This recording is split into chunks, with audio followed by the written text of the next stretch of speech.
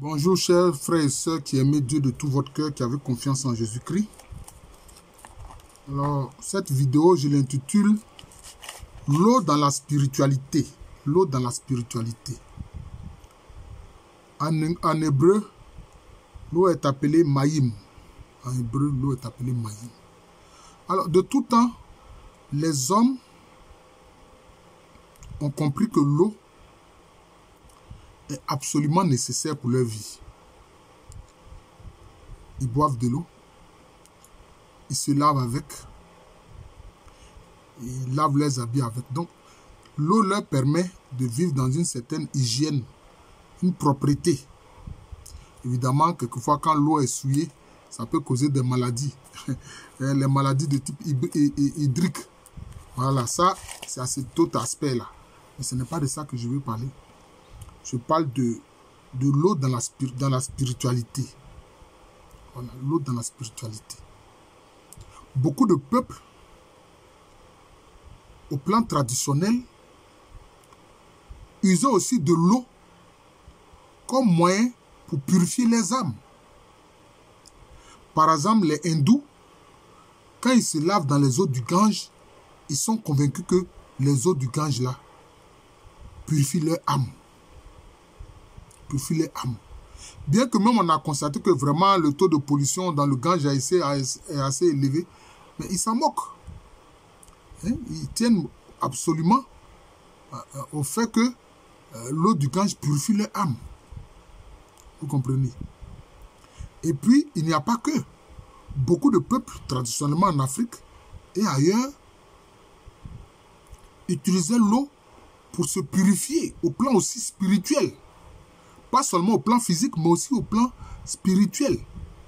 On a vu même que anciennement, les Chaldéens, hein, notamment les Chaldéens, d'ailleurs, Abraham, c'était un Chaldéen.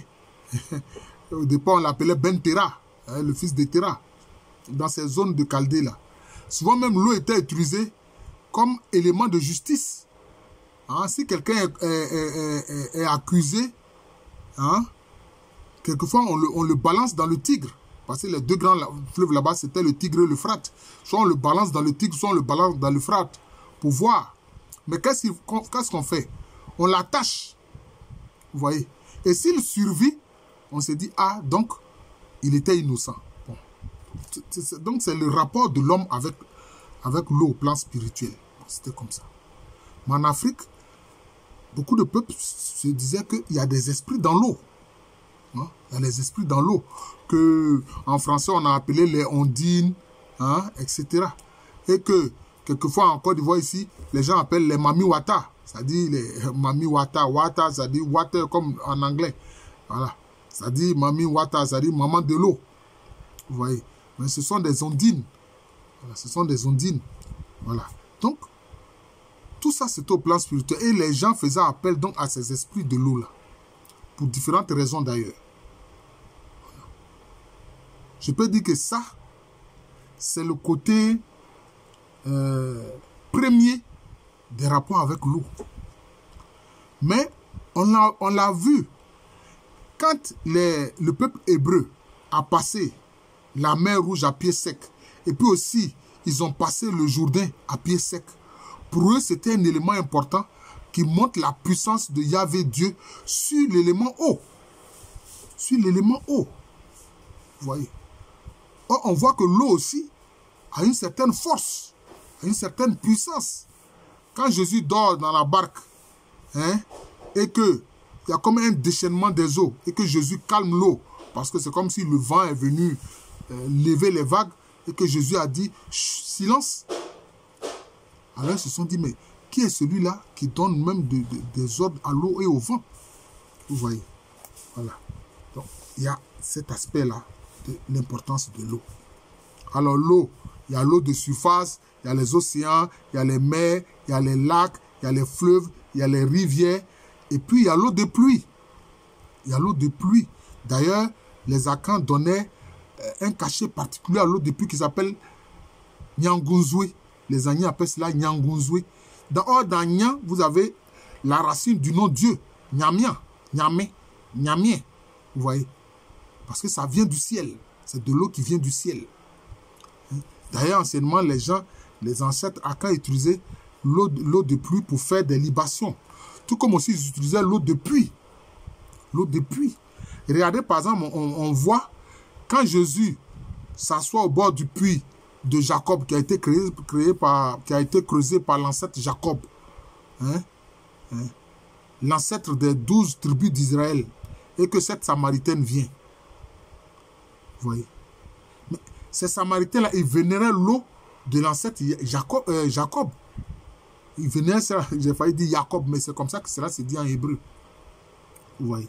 Et Jésus lui a donné son enseignement sur l'eau vive. Mais ça, on va y revenir. C'est à la fin de la vidéo que je vais aborder la question de l'eau vive. Il y a l'eau de pluie, il y a l'eau de puits. Et puis maintenant, il y a les eaux de surface pour lesquelles les gens font différents usages. Voilà. Voilà. Par exemple, mais vous savez que l'eau aussi a 3 formes. Hein? L'eau a 3 formes. Il y a l'eau liquide, il y a l'eau solide, c'est-à-dire la glace, etc. Les icebergs, ce sont des eaux solides. Et puis il y a l'eau vapeur d'eau qui s'élève. D'ailleurs, on a vu que la vapeur d'eau a été importante aussi quelque part dans le début de l'industrialisation. Vous voyez, dans le début de l'industrialisation. Voilà. Mais, on le sait. D'ailleurs, Moïse avait dit, Moshe avait dit, le jour où il allait, je peux dire officiellement présenter les tables de la loi, il a dit aux gens la veille d'être propre, de se laver, de laver les habits, etc., d'être propre devant Yahvé, Dieu. L'importance de la propreté, je dirais de la pureté. Vous voyez, c'est ce qui s'est passé. Et puis quand le temple de Jérusalem va être construit, on verra les grands prêtres qui exercent dans le temple de Jérusalem, voilà, qui sont des descendants d'Aaron. Mais ils faisaient des ablutions. Ils faisaient des ablutions. On voit les musulmans qui font des ablutions, mais ça vient de là. Depuis le temple de Jérusalem, les grands prêtres faisaient des ablutions. Mais on le voit dans le cas des musulmans, bon, c'est étendu à tout fidèle. C'est étendu à tout fidèle. Maintenant, on va voir aussi, il y a un groupe de spiritualité au sein des Hébreux ou bien des Juifs, ceux qu'on a appelés les Esséniens. Mais d'ailleurs, ils ne sont pas les seuls. Il y avait ce qu'on appelle les mikvés. Les mikvés qui sont des sortes de piscines où ils se lavaient en permanence pour se purifier. Voilà. Les Esséniens faisaient cela. Et beaucoup de Juifs font cela. Donc, dans les mikvés ou bien mikvot, je crois qu'au singulier c'est mikvot.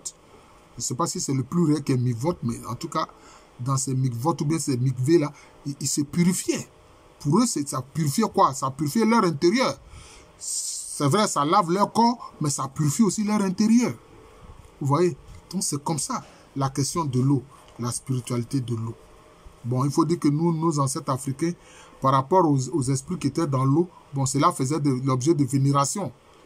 Ce n'était pas de l'adoration, mais c'était de la vénération. Ça fait 2 choses différentes.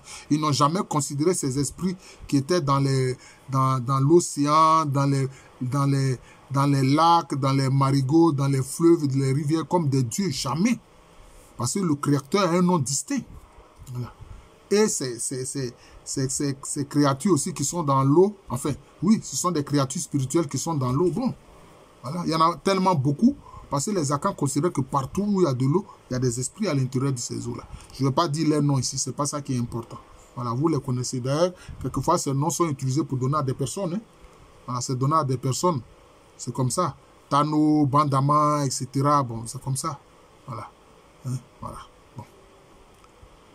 Si bien que même chez les locuteurs du Cui, le terme de bosom, c'est-à-dire esprit, est précédé toujours du nom de l'esprit, du nom de l'eau. Par exemple, le pra, ils vont dire bosom pra, c'est-à-dire l'esprit de l'eau. Afram, ils vont dire bosom afram, l'esprit de... Bon, finalement, ils sont en train de dire les noms de ces esprits-là. Par exemple, l'océan, ils vont dire bosom po, parce que l'océan est appelé apo, donc bosom po. Voilà, donc l'esprit de l'océan, bon, etc. Bon, donc c'est comme ça. Maintenant, comme je l'ai dit, bon, les grands prêtres à Jérusalem, du temple de Jérusalem, bon, ils faisaient des ablutions. Hein. Et puis maintenant, les fidèles, il y avait les mikveh ou bien les mikvot dans lesquels ils se lavaient pour se purifier. Voilà. Maintenant, au temps de Jésus, on a vu Jean-Baptiste. Hein, on dit bien Jean-Baptiste, Baptiste parce qu'il baptisait les gens. Hein, dans le Jourdain. Dans le Jourdain. En faisant quoi? C'était, disons, un baptême de conversion. C'était un baptême de conversion. Vous comprenez? Pour qu'ils puissent se tourner vers Dieu et attendre dans de bonnes conditions le Messie qu'ils attendaient, le Mashiach. Voilà, donc c'est comme ça. Voilà. Mais je reviens à ce que je disais concernant Jésus assis au bord du puits de Jacob, où il a parlé, il a donné un enseignement important à la Samaritaine. Il a dit, il a demandé de l'eau à boire à la Samaritaine. La Samaritaine dit, mais toi, un juif, tu me demandes à boire à moi, une Samaritaine. Parce qu'il y avait une animosité entre les juifs et les Samaritains. D'ailleurs, j'ai fait une vidéo pour expliquer les raisons de l'animosité entre juifs et Samaritains. Maintenant, Jésus a dit, mais si tu savais qu'il te demandait de l'eau à boire, c'est toi-même qui lui demanderais de l'eau et il te donnerait l'eau vive. Il te donnera l'eau vive. Vous voyez. Mais quelle est cette eau vive là? Quelle est cette eau vive? C'est de l'eau qui jaillit du trône de Dieu. C'est de l'eau qui jaillit du trône de Dieu. Mais aussi c'est de l'eau qui jaillit du cœur sacré de Jésus. Vous voyez? D'ailleurs, il y a un prophète, je crois que c'est Ézéchiel, qui a vu cette eau-là jaillir du temple. C'est en vision, il a vu cette eau jaillir du temple. Qui purifie tout ce que cette eau touche est purifié. Pleinement et entièrement. Voilà. Mais à l'eau vive. Voilà. C'est pour ça que Jésus a dit quoi? Qu'est-ce qu'il a dit de Jésus? Lui, il va vous baptiser dans l'eau vive et l'Esprit Saint. Voilà. Quand on a dit simplement l'eau et l'Esprit Saint. Mais non, c'est l'eau vive, il s'agit de l'eau vive. On n'a pas dit simplement l'eau, non. Jésus baptise de l'eau vive et de l'Esprit Saint. Voilà. C'est cela. Et comme j'ai fait aussi une vidéo, peut-être là, c'est sur ma chaîne YouTube, professeur Alou Kwame René. Il y avait un auteur qui avait constaté, déjà il a fait des recherches, il avait constaté que l'eau a une mémoire. L'eau a une mémoire. Mais il en parlait. Les autres chercheurs lui ont dit, oh, ce sont des affabulations, jusqu'à ce que le professeur Luc Montagnier, dans son laboratoire, prouve qu'effectivement, l'eau a une mémoire. L'eau a une mémoire. Ce que tu dis devant l'eau, là, l'eau entend ça, l'eau retient. Hein? C'est que ça, l'eau prend, je peux dire, la couleur de ce qu'on lui donne. Et si tu renverses une couleur rouge dans l'eau, ça va devenir rouge. Si tu renverses une couleur verte dans l'eau, ça va devenir verte, etc. Tout à l'heure, j'ai regardé une vidéo, les gens se plaignaient, le bandama, voilà, je crois que c'est bien le bandama ou je ne sais pas quel fleuve. Hein? Les orpailleurs, là, en force de laver la terre rouge pour extraire l'or, bon, ils ont rendu les eaux du bandama totalement rouges. Vous voyez, bon. Donc, c'est l'eau vive.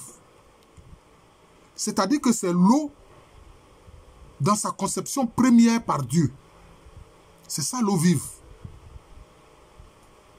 J'en parlerai quand je vais faire une autre vidéo sur les tétramorphes, c'est-à-dire les 4 êtres vivants qui sont devant le trône de Dieu, qui adorent Dieu en disant Saint, Saint, Saint.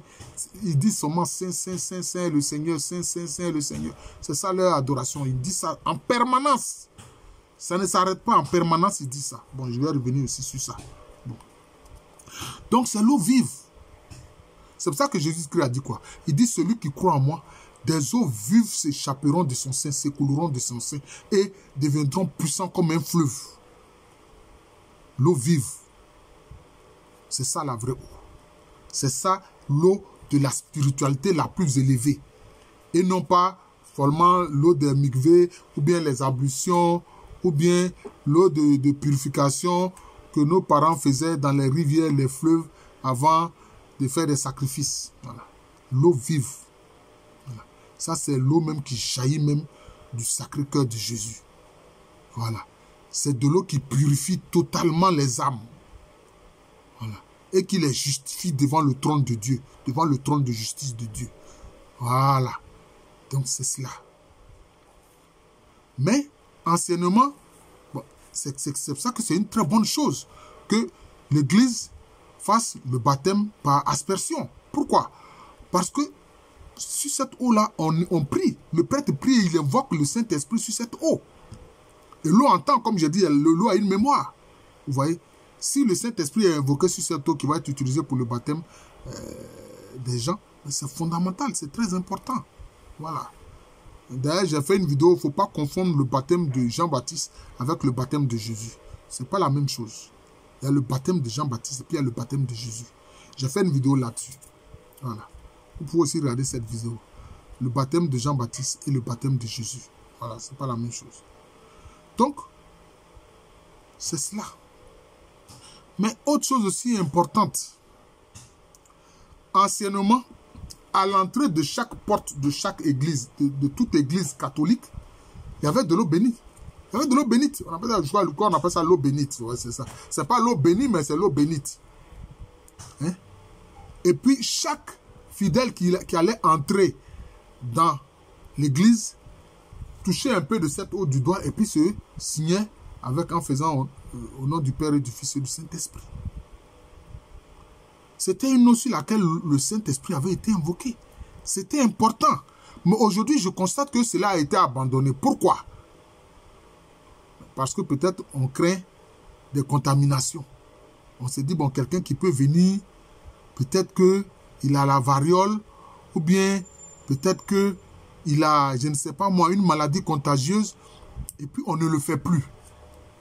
Moi, je pense que les anciens ont fait ça. Ce n'est pas qu'ils ne connaissaient pas les contagions venant des maladies. Mais c'était une chose importante. Mais cela a été abandonné. On ne le voit plus. On ne le voit plus. Je pense qu'il faut remettre ça au goût du jour. J'ose dire cela.